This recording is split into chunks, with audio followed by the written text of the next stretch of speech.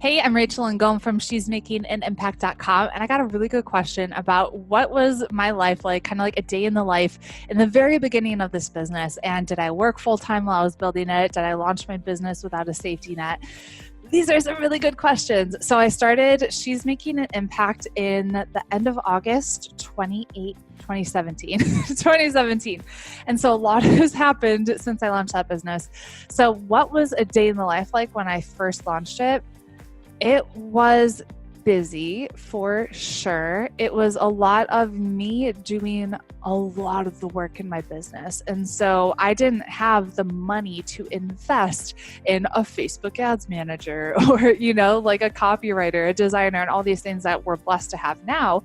But when I was first getting started, I was kind of trying to do all of it, right? Did I have a safety net? Not really. We had money saved up in the bank, but I was also making money through my network marketing company.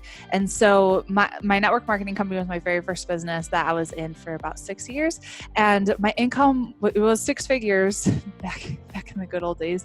And it was cut in half when the company restructured. So I was making about $3,000 to $4,000 a month when I started this business. So I guess that would be kind of like a safety net of, I don't know how long this is going to last if I stop doing it, but I had a little bit of money coming in that I was able to reinvest into other parts of my business, which was very, very helpful, but I still bootstrapped pretty much everything of doing things very cheaply or free in the beginning, because I was investing in a coach that was $2,000 a month. And I mean, when you have a business, you have investments that need to be made, right? So in the very beginning, I actually had like a schedule of what my focus was every day of the week. And so Monday was always blog post day. So I'd be doing a blog post.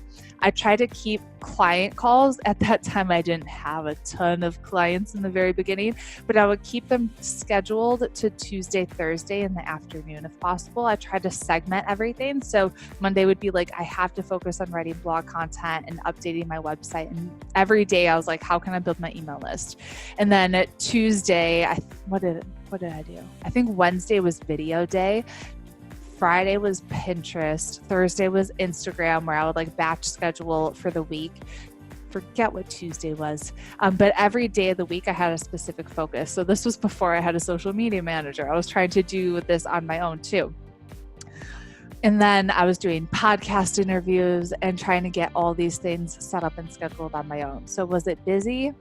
Yes. Did I still make time for family and all that stuff? Yes. So TJ was in school at this point during the day. So like a full school day or whatever. And so when he was at school, I was working. Did I still work on the weekends when I was first building? Yes, I did. Did we have time to play? Yes. But I did make some sacrifices in the beginning just until we got off the ground. And so by January, I was able to hire Ariana, who's like an executive assistant on our jack of all trades on our team. And then by April, I was able to hire Lizzie, our social media manager, and then Michelle a couple months later, who does our customer service. And so slowly I was able to take things off of my plate. And now I work 25 hours a week and I do the things that I'm really good at and only I can do, and I delegate the rest. So when you're first starting, you're gonna probably be working a lot and it's gonna feel like you're doing a lot of things. And it's hard to say, like, it's almost necessary to do that stuff. You kind of have to like pay your dues until you have enough money coming in where you can reinvest it in a team and other parts of your business. So just know that if you're doing the right things, like creating content, if you have a mentor that's kind of guiding you along this path, it's short-lived. It is short-lived and it will pay off. So that's pretty much what a day in the life was when I was first starting. I wish I would have tracked how much I was working at that point. I still wouldn't say it was more than like 50 or 60 hours a week, but I couldn't tell you at this point. I do have a blog post now. If you search Google Rachel Ngom and Entrepreneur Schedule Secrets, you'll see what my schedule looks like now and what are the things that only I do and what are the things that I delegate and outsource.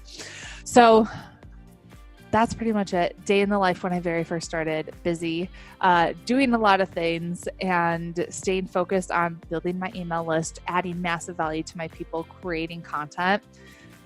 That is definitely going to be the key. So head to the blog, check out that blog post, My Entrepreneur Schedule Secrets, and I'll see you in the next video.